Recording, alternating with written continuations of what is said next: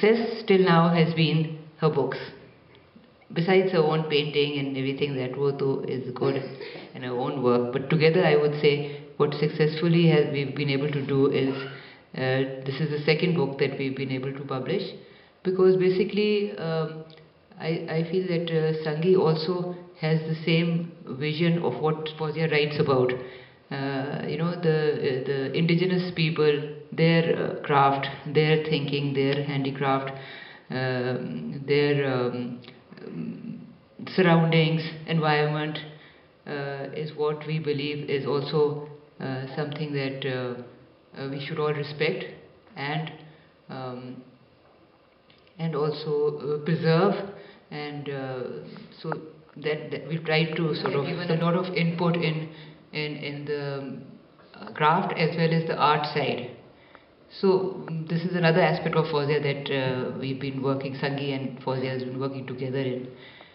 I think most of you over here know her very well. Her commitment is something that I feel we can just we feel honored that we have a little bit of part in it to just to publish the books in that small sort of an effort that we can do. But it is so passionate, and the way she, I just feel that having people like her in Islamabad, I think what her earlier book said, that giving soul to Islamabad, that's what it's done. I mean, Fauzia has sort of brought out, I don't know how many of you would have thought of Islamabad before this. Everyone used to say it's like, kitna 20 miles from Pakistan or something. But after her last book, we all started seeing Islamabad in a different light. We saw the caves, the trees, which were there from before also, but she's the one who brought them all out and made them visible to us. And not just book, but in her struggle, she's managed to save so many trees.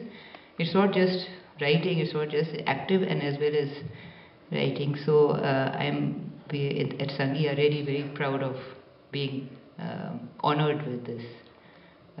Fauzia, letting us sort of publish your books.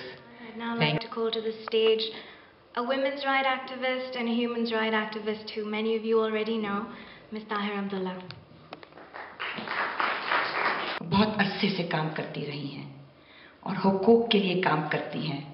अगर मैं ये कहूँ कि बच्चों और बच्चियों के हुकूक, औरतों के हुकूक, हर तरह के इंसानी हुकूक, बराबरी के हुकूक, इक्तिसादी हुकूक, ये सब गलत ना होगा, लेकिन मैं समझती हूँ कि सबसे ज़्यादा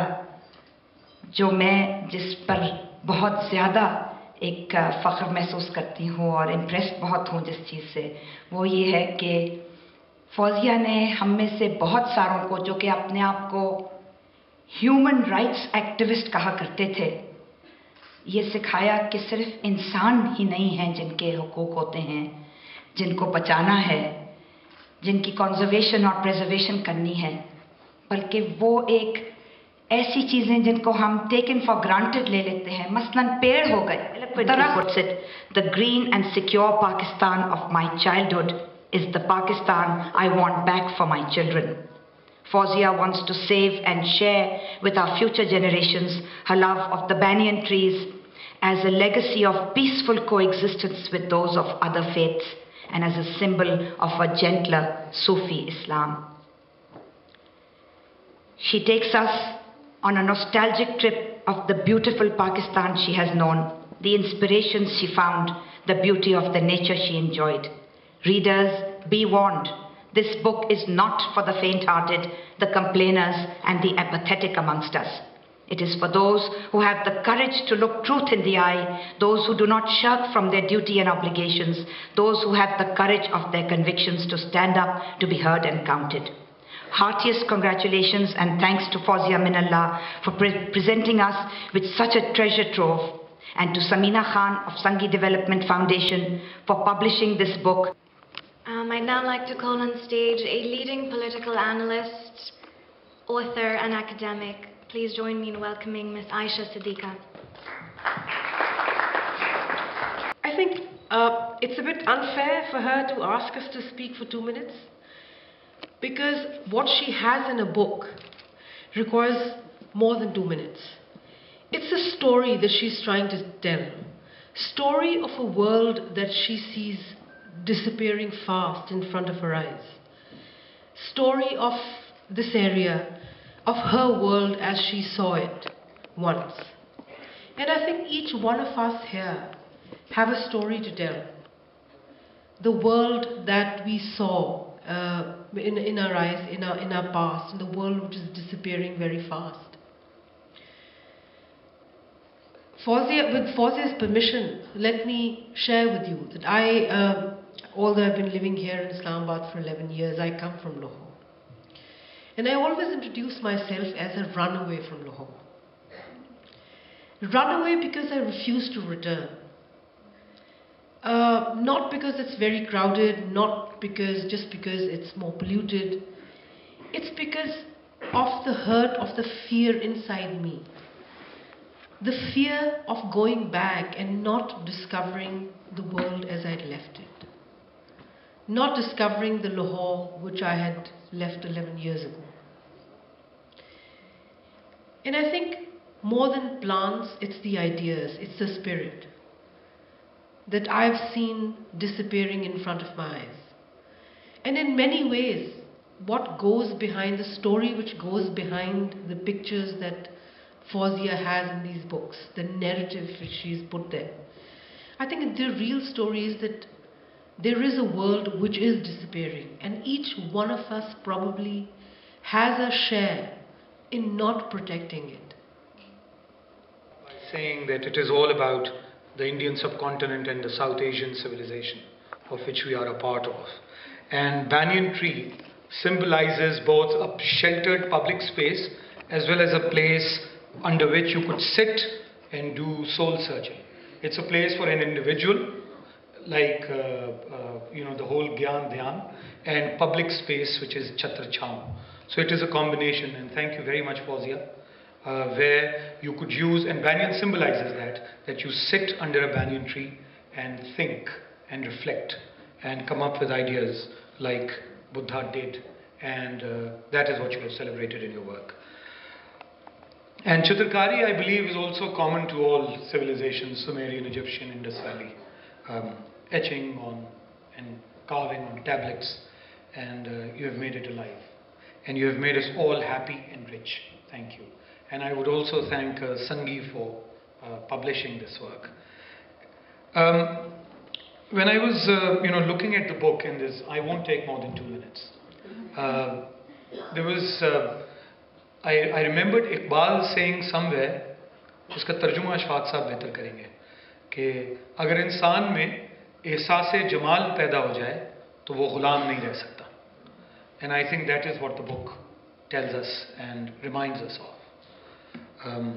If you develop aesthetic sense, if aesthetic sense is developed in an individual, the person can't remain a slave. On the banyan trees, on the wonderful carvings in schist, are remarkable because they reflect on her deep passion for the arts and for nature. But even more important, I think, is the subtitle, The Pursuit of Identity. And as we sit here, we are not really sure what we are, because we've been confused and we've been made fools of over these years, over these 60 years of what we are. But we are really part of those trees and those rocks that form in this part of the land, regardless of the lines that are drawn on the maps that our leaders created 60 years ago. So in our effort to reclaim the cultural heritage that we own, we have to absorb the positive ideas that the world offers, that are within our culture, and to reject the regressive aspects of our culture. I thought I was going to be the next speaker to Dr. Doug Porter. I wasn't, but I still want to thank him on behalf of everybody here for his what I would call artful overview of our environmental crimes and misdemeanors. I'd like to think that Jackson Pollock would have loved it too and appreciated his role in it. It's been both a privilege and a pleasure for me to work with Fauzia on this book, and I hope now I can make this cliché a bit clearer, what sounds like a cliché. The job of an editor is often a lowly one, crossing I's, dotting T's, doing really boring stuff line by line. But in this case, I felt myself making a contribution to the beauty of Fauzia's writing, since in a number of places I was able to help her express more clearly what she wanted to say. And that's a terrific feeling for an editor, that you're working on really good material and you can help that material become more accessible to the readership. My earliest memory is a flashback of running towards Amai, absorbed in her painting during a lesson with the most esteemed artist of Peshawar, Sahibzada S. Haider. This was in 1966. I must have been a little over 3 at the time. Although I was referred to as an artist early in life, I cannot claim to be one. The work I do is inspired by a whole range of cultural influences I have experienced. I love the folk art, Chitarkari, or slate carving found in the cemeteries of my parents' hometown, Sirikot, in Harzara.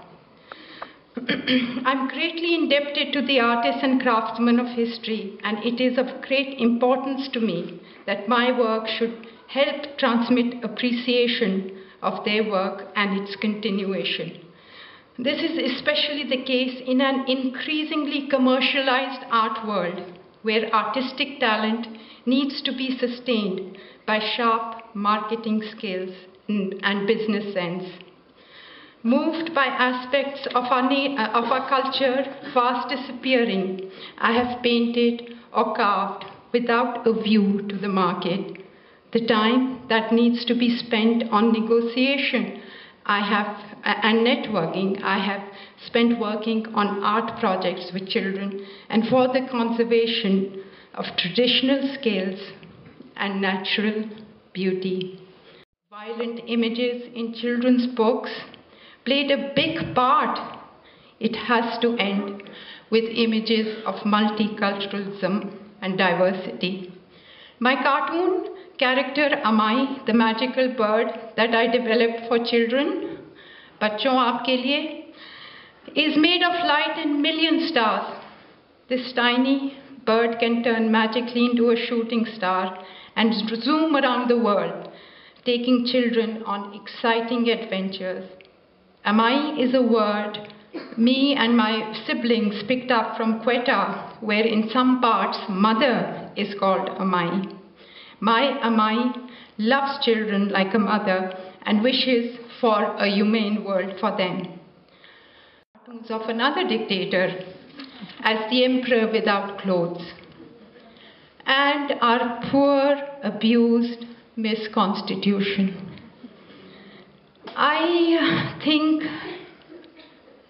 think classical dance is one of the most beautiful art forms, and I've done a few pieces in Chitarkari that you will see at the exhibition. This was a tribute to veteran classical dancer Indu Mitha, who, despite everything, against all odds, has kept this beautiful art to my own mother, Amai.